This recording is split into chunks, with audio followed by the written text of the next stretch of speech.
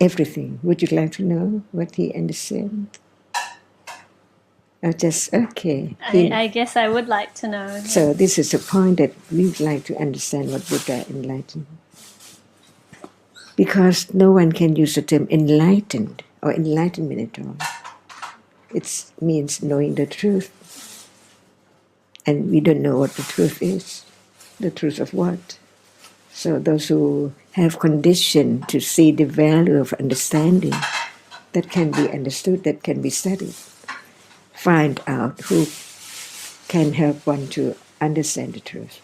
And consider by yourself, after you hear his talk, whether it's true or not. That which nobody have heard before.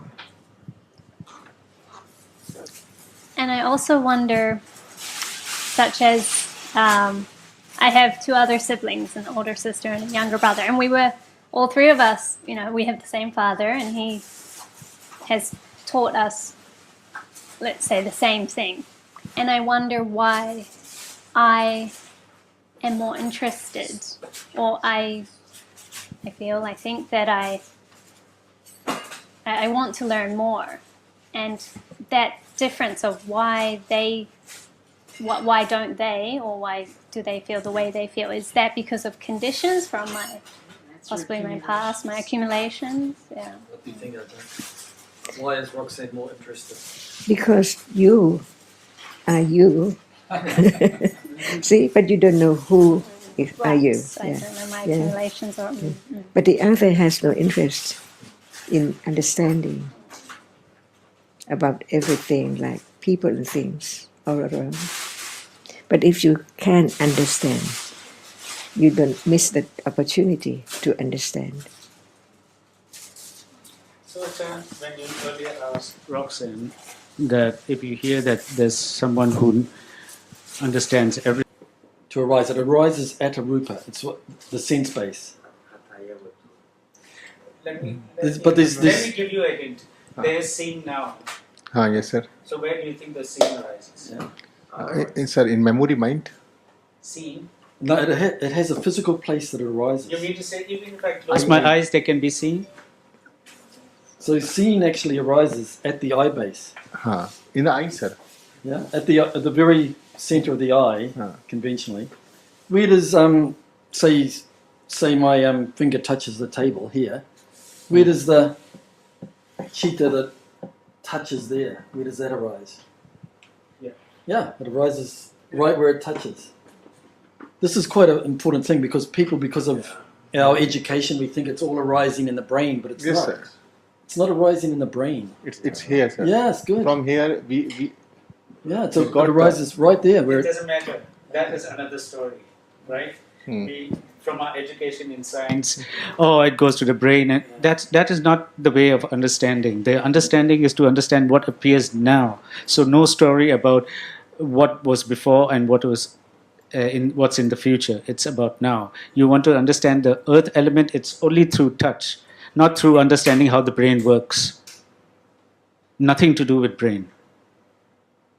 The Buddha became enlightened knowing what appears now.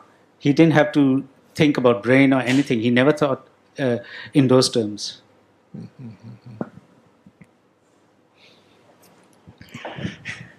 And what's the nature of brain?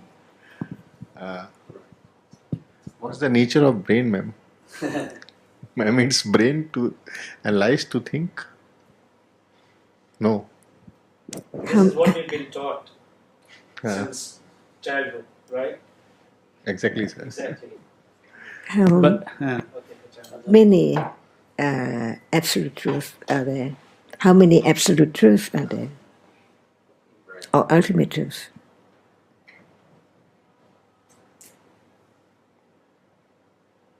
When people are born and people die. These are the absolute truths. Abhidhamma, reminding me. What is Abhidhamma? Absolute truth you are asking. Cetasika, Rupa, Nibbana. 4. Only 4. We used the word Paramatha Dhamma this morning. This is the 4 Paramatha Dhamma. whatever you think about without these three, Chitta, Cetasika, and Rupa, that's not real. Is Aki real? No, ma'am. No, ma'am. But there is birth. There was birth, right? But it was not Akhil. It was just a chitta. It was four things. Three. Three. No, not Nibbana. Not yet. Not it was three. Three, yeah.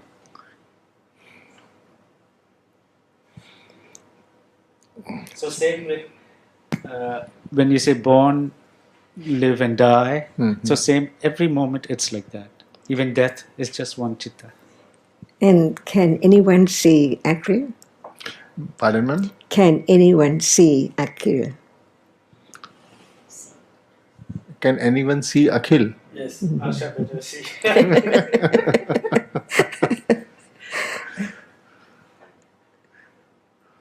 So what do I see now?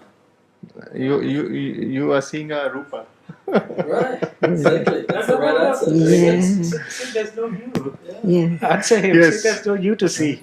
Sir, I am corrected from yesterday only. Actually, there's no one, no Akhil, because Yes, ma'am. there are only Chitta, Cetasika, and Rupa. And what is seen now is only one reality which can be seen. Sound cannot be seen. Cetasika cannot be seen. Nothing can be seen at all except just one reality which is seen now.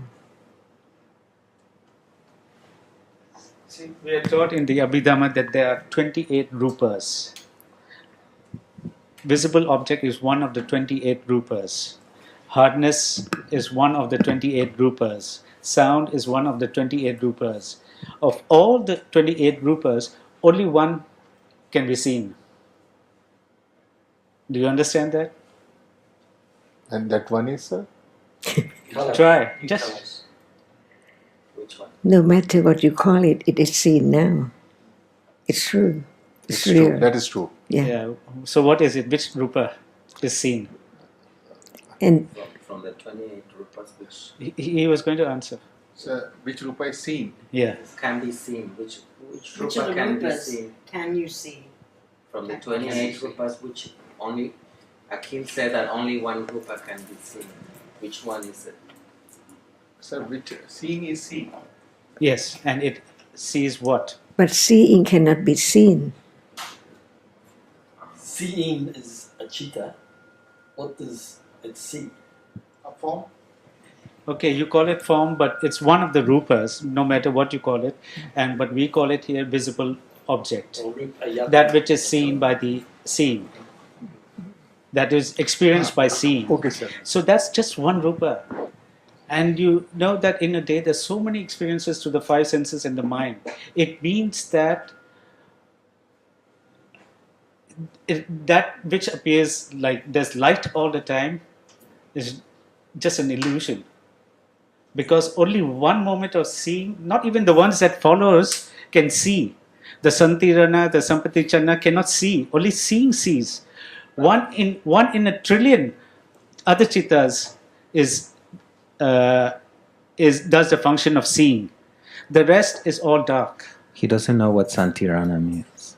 No, it's one of the chittas that follow it doesn't matter which one, but we know that in a process of seeing. He doesn't know about the process. Oh, okay. Maybe.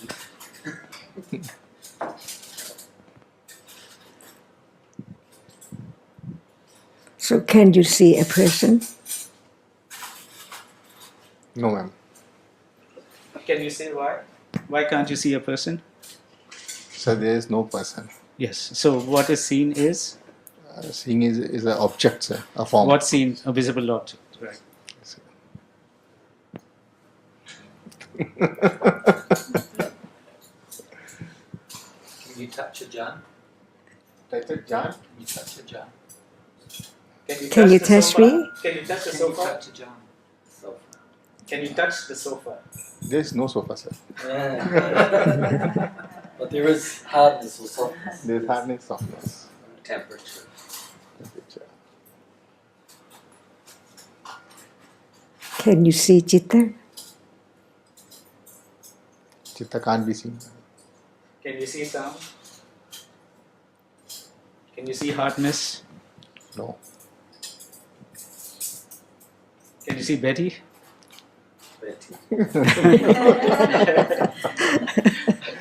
That is real, sir. It is the only real thing. Arising and falling away all the time.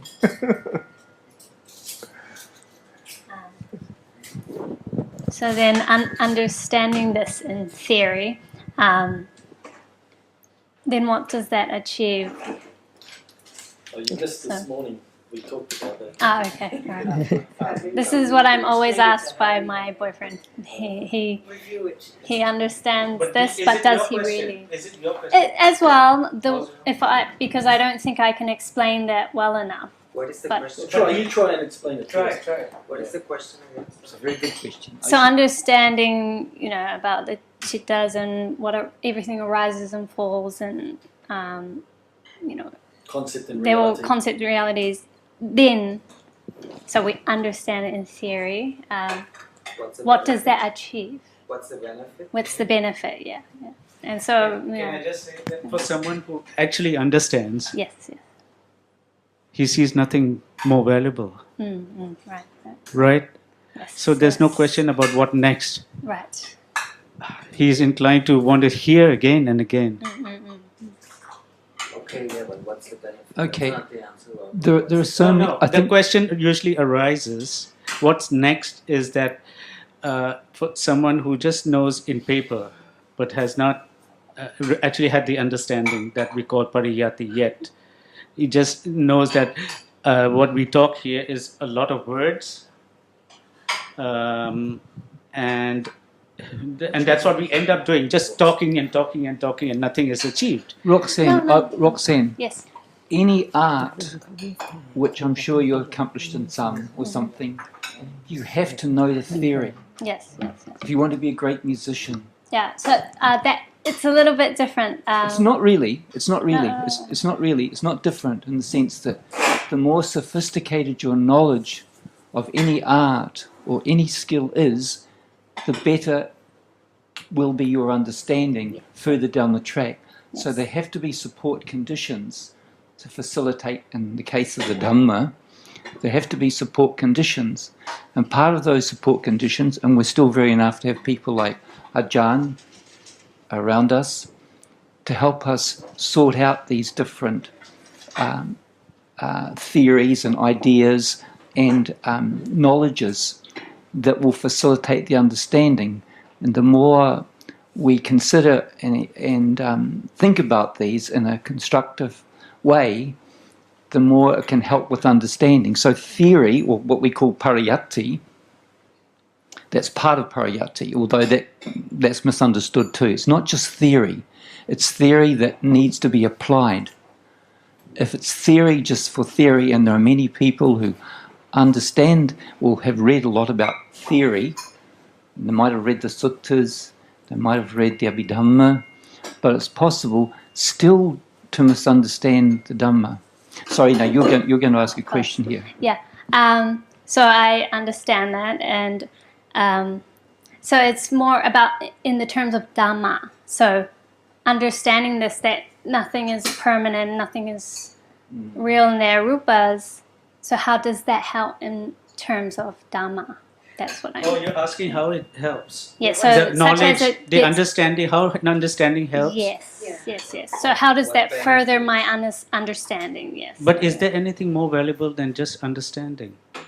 How does that further her understanding directly? You can be. To yes, help directly to say such reach Nirvana. because or- Dhamma is now. Because one of the understanding that you understand intellectually is that it's now, right here, right now. Yes. There's only Dhamma. And what Sundara was pointing to as when you learn an art, it's something I was just thinking about learning the piano. Someone who just learns the piano is not talking about where will this lead. He just continues to learn, right? Right. He just continues Yeah, because yeah. he sees the value of learning. Okay, I So- like that. Yeah. Yes, I like that example. There's no ultimate. Maybe Yeah. there is, but that's Yeah. Okay, I understand that concept. I like that. Thank you. And of course, there's nothing more valuable than understanding, because it changes the world. You know, the world that we have, It changes the perception. it changes our perception of the Right, world. right. And with the arising of, say, a Buddha in the world, it means that people who are previously living in darkness can live with more light. There'll be more kusala in the world, and that facilitates a lot more comfortable living with each other. Whereas without Dhamma, then life is really difficult. It's already difficult, but it becomes even more difficult. So the more one appreciates Dhamma, the more one sees its incredible value, not only in this world, in other worlds. People may not believe in those, but they do exist. And even those beings in other worlds value profoundly the Dhamma, because it changes lives for the better. So it always needs to be, I think it needs to be applied, as we know, like the case of the piano, which you seem to appreciate, because each time it's done, you get naturally better and better and better. And that skill will then make that person, well, perhaps putting the piano playing aside, but with the Dhamma, with Kusala Dhamma, life is much richer, and also it facilitates more detachment, more letting go, and Yes, more. that's what I was, kind of. Yeah. Yeah. So we Thinking think towards, right. we are kind of based in, not kind of, we are based in ignorance, and the idea we think that there's a self here, we think there's a Betty here, we think there's a Roxanne there, and so forth.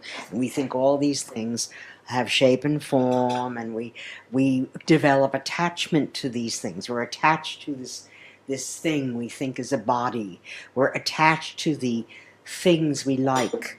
We like this stuff or we don't like this stuff. Okay?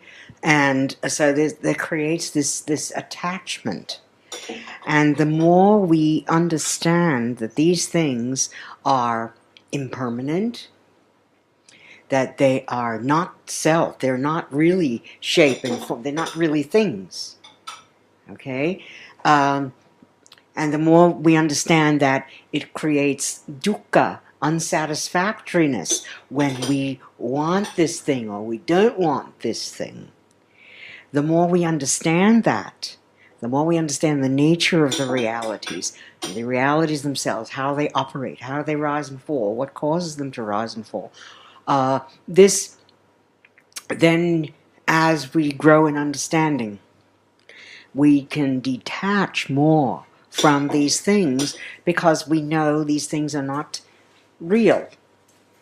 For instance, okay, this is my pen. I love my pen.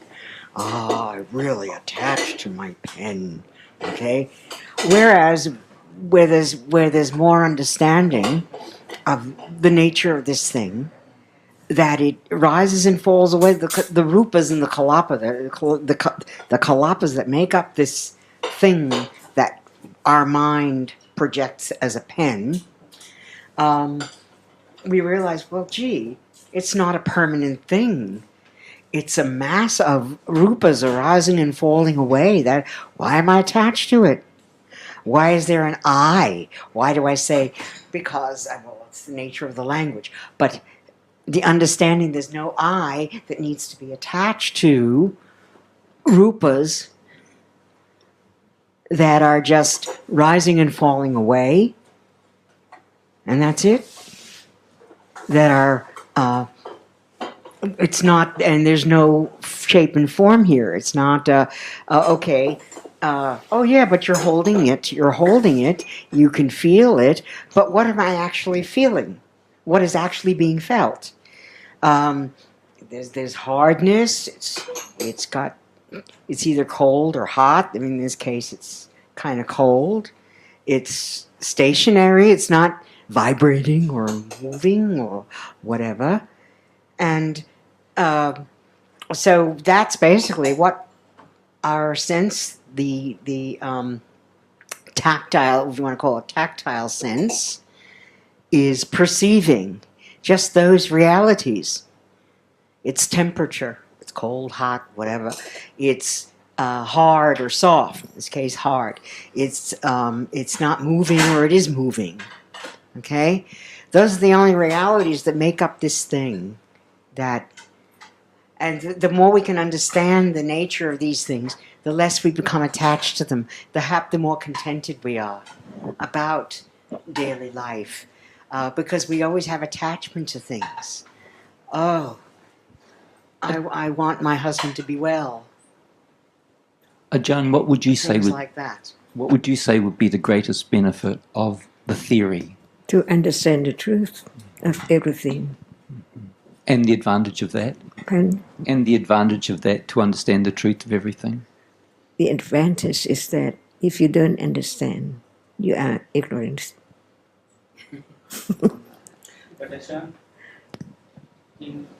And we see that the difference between you and us when we try to explain things to other people is that when you say that understand everything, and when you begin to talk about everything, you talk about seeing now, hearing now, smelling now, and so I think that what you understand different from us is that so long as people are not interested in understanding what appears, no matter what explanation we give them, it may not be helpful. So you keep talking about seeing now, hearing now, and if someone has the accumulations, good. If not, you cannot help it.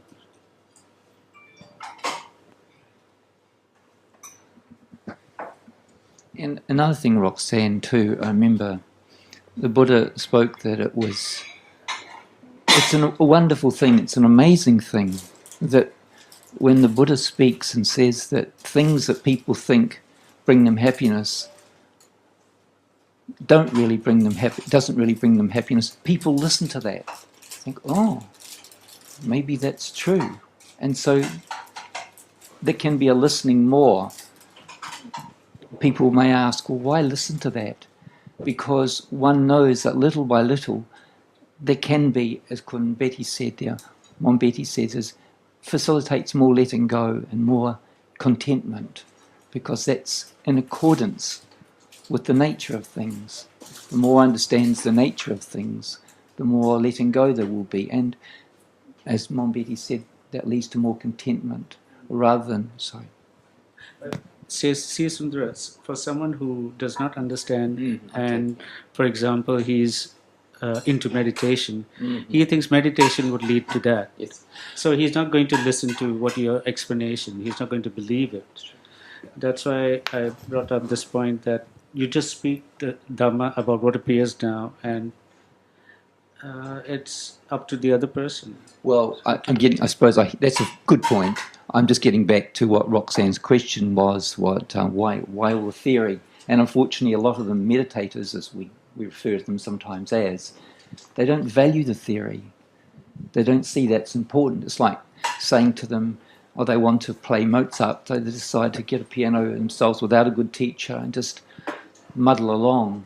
But they won't do it so effectively as if they've got a good teacher, go to the right colleges or support schools that will help them to do really well at that. And we know we need teachers. It's very difficult, unless you're a Buddha in the last life. Even the Buddha in his last life, or many lives, he always sought out wise people who were wiser than himself, which facilitates growth. We need to do that. And we should always look, the Buddha always looked for people who had more wisdom, who he thought more wisdom. And sometimes when he had all the wisdom, people asked him, who was your teacher? He said, I have got no teacher anymore. Because he had all the knowledge. He could not, in some cases, towards the end, he could not even, if he paid respect to somebody, not nice things would happen. But the more we appreciate wisdom, and the more wisdom is valued, and the more that's adhered to, I bear in mind what Kun Su Kun said, because many people have their own ideas. Even in the Buddha's time, there are all these teachers. There are at least 6 of them that are mentioned, but they had wrong ideas. And it's difficult to find somebody who has the right ideas. That's a real treasure to find. And this doesn't always happen. Like, who knows where we're going to be born next time? Where we will be born. We may not even be born as a human, maybe be born. And to come across something as rare as the Dhamma, that is such a wonderful gift, which is not really appreciated until it's considered. Yeah, there are so many different conditions, but the more, certainly speaking for myself, the more I've appreciated the Dhamma and considered it, I know it has great benefit in all sorts of ways that are almost, I know very often I think, oh my God, I'm so thankful to Ajahn, so grateful for showing me about Dhamma. Unbelievable. It's a gift beyond measure, beyond measure. The same sentiment would be expressed by Christian, about being grateful and the result of what they believe. So again, in the end, it's just talk about Dhamma and what is true now. I think, Achan, it's the lack of panya, attachment and ignorance which drives us to I know the Buddha was the Buddha. He knew exactly the accumulations of the person he's about to teach, and you, on the other hand, you know that you don't know, but you know what to say, what best to say to the other person. Whereas the rest of us, we get lost in our own agendas. Sometimes we want to convince a relative, a family member, and we try so hard in the wrong way. Or even if in a discussion group, it's just that we just don't have that enough understanding. When you hear that there is a person who understands everything, would you like to know what he understands? Or just, okay. I guess I would like to know. Yeah. So this is the point that we would like to understand what Buddha enlightened. Because no one can use the term enlightened or enlightenment at all. It means knowing the truth. And we don't know what the truth is. The truth of what? So those who have condition to see the value of understanding that can be understood, that can be studied, find out who can help one to understand the truth. And consider by yourself, after you hear his talk, whether it's true or not. That which nobody have heard before. And I also wonder, such as I have 2 other siblings, an older sister and a younger brother, and we were, all 3 of us, we have the same father, and he has taught us, let's say, the same thing. And I wonder why I am more interested, or I think that I want to learn more. And that difference of why don't they, or why do they feel the way they feel, is that because of conditions from possibly my past, my accumulations? Yeah. What do you think of that? Why is Roxanne more interested? Because you are you. See, but you don't know who are you. I don't know my accumulations. Or, But the other has no interest in understanding about everything, like people and things all around. But if you can understand, you don't miss the opportunity to understand. So, when you earlier asked Roxanne that if you hear that there's someone who understands everything, who knows everything. The Buddha. I mean the Buddha. Yes. Would you be interested in listening to him? Roxanne I would like to run to him and listen. And Roxanne said yes. And I was thinking many would say yes, but there are people who, when they hear, won't be interested. Because they don't think about the truth of what is heard. And also sometimes it's going to depend on many different variables. Like I think of Visakha. One time she went to live, when she was married, she went to live, Visakha was a very famous lay disciple in the Buddha's time. And she went to live with her with her new husband and her father-in-law. And one day, and he was not a believer,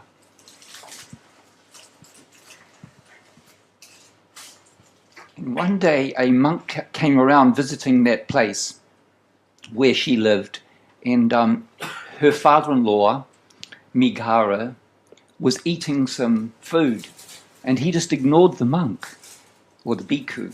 And Visakha, when she noticed that the father-in-law was just ignoring the bhikkhu, she said to the bhikkhu, "Move on, sir. Move on, sir. My father-in-law is eating stale food. Food that's stale." And the father-in-law was very upset and angry that he had been accused of eating old food. But she then eventually was able to explain to him that what he was eating was a result of past deeds, past good deeds. And he subsequently went along to hear the Buddha, and he became enlightened.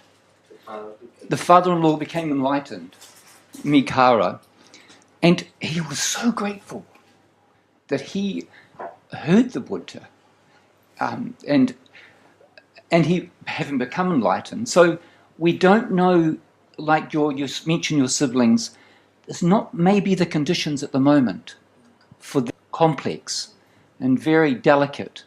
So it's hard to say. If you have an opportunity in this life to listen to Dhamma, I would always say to people, sometimes I share it with them, sometimes I know I don't share anything because I know I have a feeling they're not going to be interested. They're captured by other things that are taking their interest, and they want to travel or go here and there. Who were drunk, literally drunk. When they heard a few words, they became enlightened. This seems amazing, but because of conditions, and these are so intricate and complicated sometimes. So, yeah, I would always say, maybe not now, but maybe another time that these things can happen. You know, and Dhamma is fascinating in that way. When you read the scriptures, you'll see that's amazing, but you'll also begin to appreciate that that's possible. Given the right conditions, anything is possible. Anything. And the most amazing thing, especially when it comes to Dhamma, amazing things happen. And sometimes, Achan, it can also be kama chanta, which is an obstacle. Some people here appreciate a little bit, but then attachment to sense objects take them away. That's also possible, isn't it? And I was thinking maybe Robert's style of... My style was simple brainwashing. But it only worked on me.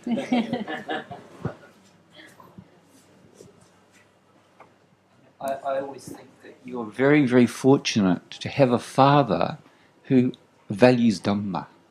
That's a great, wonderful thing. Yes. Wonderful thing. We don't, if we know somebody, if we have a, like I think sometimes Kunsukini, he also has a son who is interested in Dhamma. I think, oh wow, well, it would have been wonderful to have a father who truly valued Dhamma, because as we know, we've talked about this many times, what we hear of, what we're taught often is just a lot of nonsense. Mostly we're taught a lot of nonsense sometimes. Parents try to be helpful and they try to give their best, but sometimes they may not be so helpful, and sometimes that's all going to depend on karma and many other variables. But to have a father who understands and appreciates Dhamma, you are very, very blessed. I would say you're very, very fortunate. It's my accumulations. Well, partly. Partly, yes. But in the end, the concept of Kalyanamitta is, it doesn't matter who, isn't it? To have Kalyanamitta can be anyone. And it depends on your accumulations and also your past karma. That's true. Yeah, that's true. I'm thinking of also that fellow, and sometimes people are very fortunate. I mean, there's cases in the scriptures of a fellow who, Anathapindika's son, also when he had to be bribed to go along to listen to Dhamma. He had to be bribed by given so much money. Go and listen. Go and listen. Pay hundreds of gold pieces he gave to him. Go and listen. And he eventually went, but he said, you remember a verse and come back to me. And he came back. He remembered the verse, and Anathapindika is a very honourable man. He gave him the money, but he saw he didn't understand. He said, this time I want you to go back and tell me a lot more than just a short verse. And he had to really listen and hear very carefully so that when he came back to see his father, because his father offered a lot more money, if he remembered a lot more, so he had to listen a lot more carefully, and then he became enlightened. So, and then his father, then he came back, and the Buddha came back apparently also with him, and Anathapindika tried to give him the money, and he says no. He felt ashamed that he had been he had to be asked to go and listen to Dhamma. He felt ashamed that he had to be bribed because he knew now this amazing thing, this amazing gift. I think if the Buddha was alive today, then I do the same thing.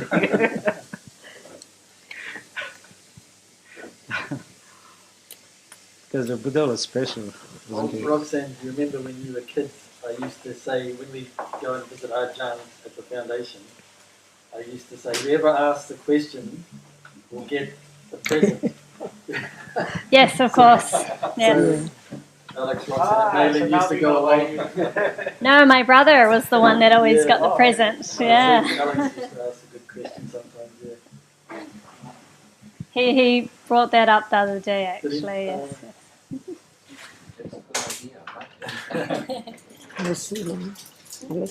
He's good, actually. Yeah. I was talking to him yesterday, and he wants to come to Thailand. He wants to move to Thailand, actually. Oh. Yeah. He lives in Japan right now, but he's working in a big factory as a big company. Yes. But to Thailand do what? sorry. Come to Thailand and do what? Work for a big company as well, but Japan is very stressful and serious, and he's visited me quite a few times, and he likes Thailand quite a lot. So he's looking for a job. Yeah. How's the time? How much more time have we got? We've got an hour, 3 o'clock. What depends on what time we're on. 3 o'clock.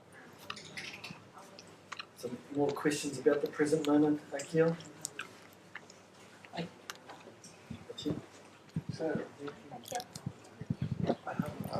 For you, Sukhbir sir, in Lucknow, I will be talking in Hindi. ठीक है आपसे लिए आप कुछ अंग्रेजी में बोलेंगे सबको.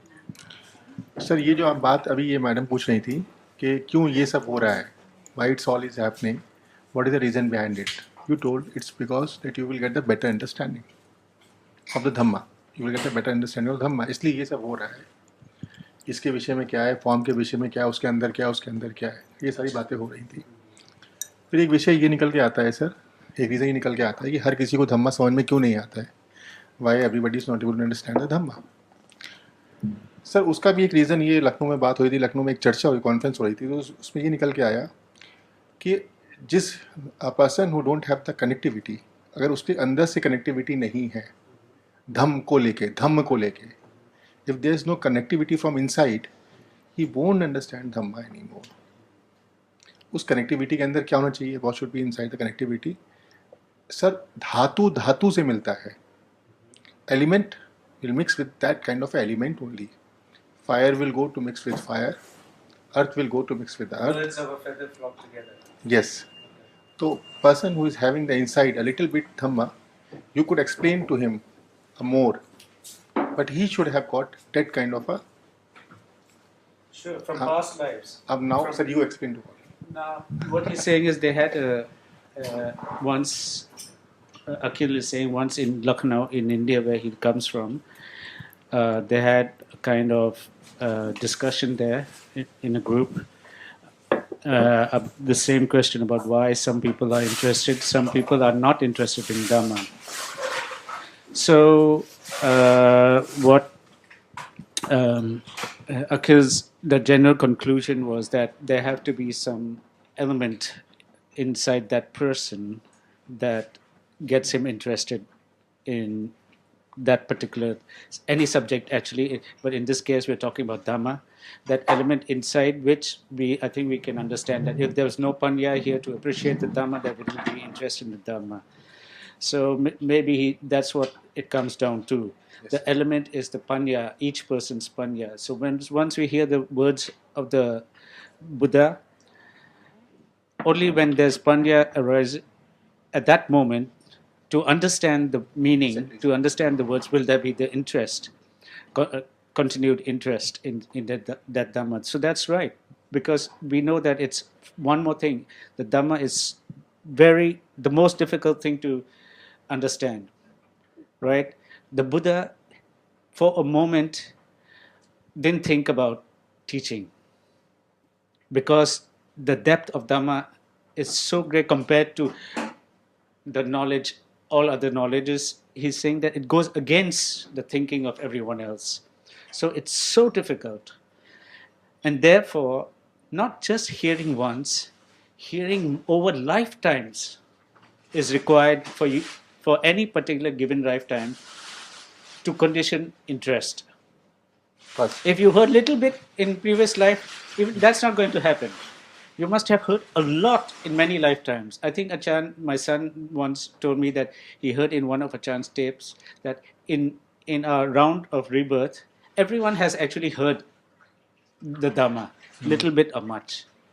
But apparently, some have heard so little and understood so little that in this lifetime, when they hear, they're not interested.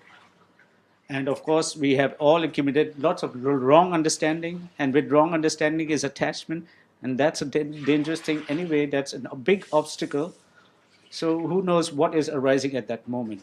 So, if, for example, if you ask the leader of some cult, a guru, you want him to be interested in Dhamma, very unlikely, exactly, because of his strong attachment. Although he may have accumulation, so we can see many obstacles. So yeah. It has to, you're saying the two dhatus must meet. Yes. That's very hard. When hearing, panya arisen to know. That's very hard. That's धातु से ही मिलेगी. The धातु.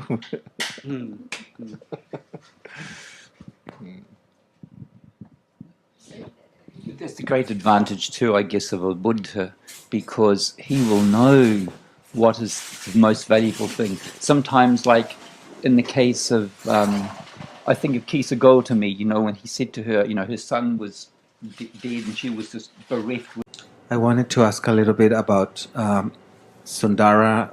Just now he mentioned about getting enlightened while being drunk. But was he drunk in that moment or no? Sentanti, the minister. Yeah, but he was not drunk at the moment. What happened? Nobody is 100% drunk. Yeah, no, it's not quite right. When they're singing, there's no drunk. What happened was he quelled a rebellion. He was the minister of war, so the king rewarded him. So with his rewards, he went out with many consorts for a week, drinking with all these women, and he was completely drunk. But then he, upon seeing the Buddha, the alcohol. Yeah, he was so impressed. I guess the alcohol immediately evaporated, and while he was listening, he became enlightened. Yeah. So both of you are kind of right. He was completely drunk, but at the same time, when he became enlightened, all of that drunkenness was gone in that moment. Yeah.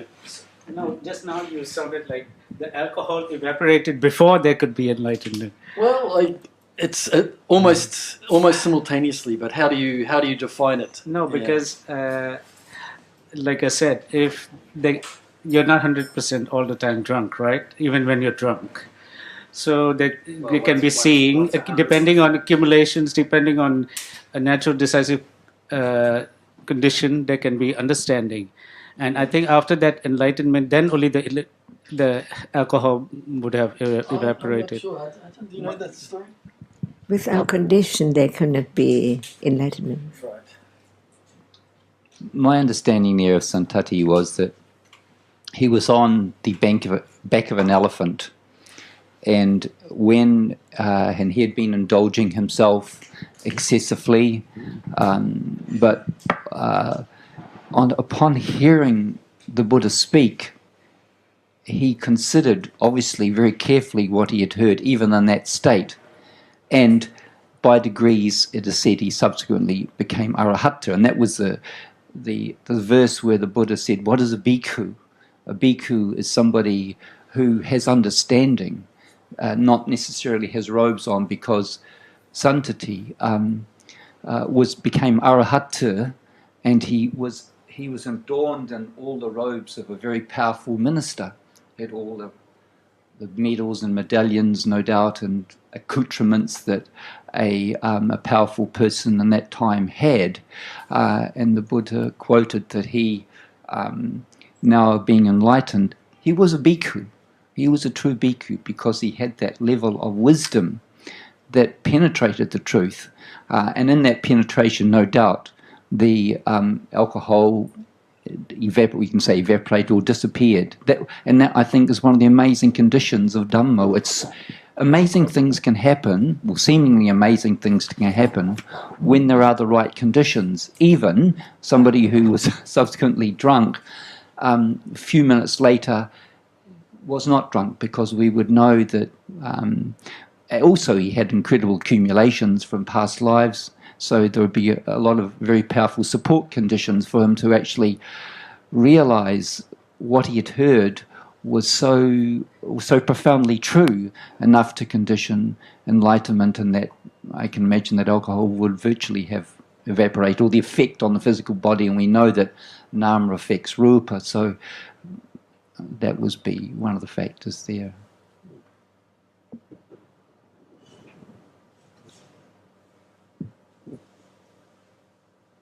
So the message is we can drink or not? No, definitely not. That's not helpful. I think, and as we know, people do ask us, and we were talking a little bit about this earlier on, and we said perhaps we can speak to Ajahn about, you asked about, we're talking about Pisuna Vacha, and yeah, you perhaps... No, you asked. Oh, okay. Well, I was talking to Robert during the lunch break, Ajahn, and I was talking about Pisuna Vacha. Well, sometimes translated as slanderous speech about other people, or malicious speech about other people that may be, well, a lot of people say that it's only slander when it's untrue. If you say something about somebody behind their back, pisuna, which is a goblin who, you say something unkind about somebody behind their back, it happens to be false, is pisuna vacha. And my understanding, even if it's true and you speak maliciously about somebody behind their back, it's still pisuna vacha. And I was querying that because I thought if it's true, it wouldn't be a kusala kamapatha. But Sundara is saying... But what is the result of saying so? Well, someone gets hurt. Yes. Mm-hmm. So is it... Intention is to get hurt? Yeah, it's probably... Yeah. So even if it's true and you're talking behind their back with the intention to be hurtful, is it then a kusala kamapatha, even if it's true? Because there must be some intention Yes. to say so. Yes. You're deliberately hurting When them. it's kusala, it cannot speak. No, obviously it's akusala. I know it's akusala, but I'm thinking, is it An intention But is it akusala kamapatha? to hurt the other, Yes. and it's spoken Yes. already, So it's to that level, even if it's true. and nobody can know exactly Yeah, yeah. the karma. It can be. It could be akusala kamapatha. Okay. You were right, Sundara. Thank you. Lucky you brought that up. I'm trying to remember now the context and where we were talking about this, just going back before.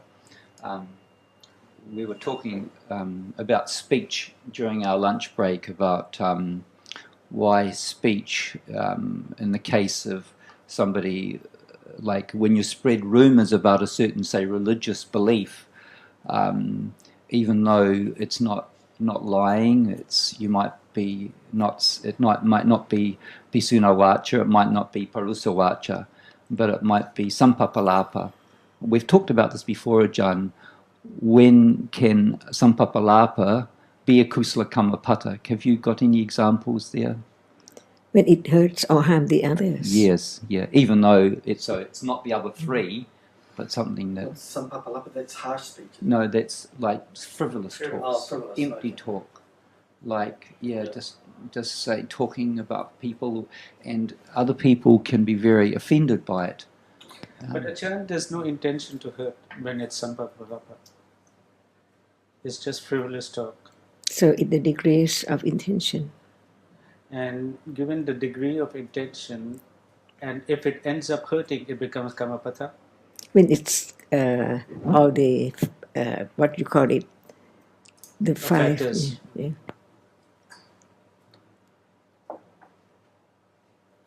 Do you mind much about that? No. Just. Well, knowing it, that might. Just for yourself not to do like that again? Yeah, Or- kind of, yeah. Mhm. Because knowing the seriousness of doing such a thing might restrain you in the But future. what is better What's better? than just thinking about that and try to gain something from understanding for yourself, Okay. to understand reality Okay. as uncontrollable? Of course, that's the best, yes. And it's always now, Ajahn. Isn't it? All that we talk about is kusla, akusla, but when is it? It's not just story. It's So real. when you read Tipitaka or listen to the word of Dhamma, what's the intention at that moment Just to understand more about my life. about yourself? Mm. So it's you who listening. Not really. I mean, it's. But if you understand that exactly there's no one at all, then it is the best way to listen to the Dhamma, to understand no matter what words Buddha said, it's about non-self, no one. No, what I'm trying to point out now is that For we example, have a story about what is kusla deed, what is akusla deed, but if you don't know the quality of the chitta when it appears, kusla when it appears, akusla when it appears, then it's useless. Then it's bound to be the idea of self who wants to do this, does this, avoids that, and it's not that helpful. as long as there's the idea of I and the others, one will born again and again, die again and again all the time. Because reality is very difficult to understand, even it appears, and even listening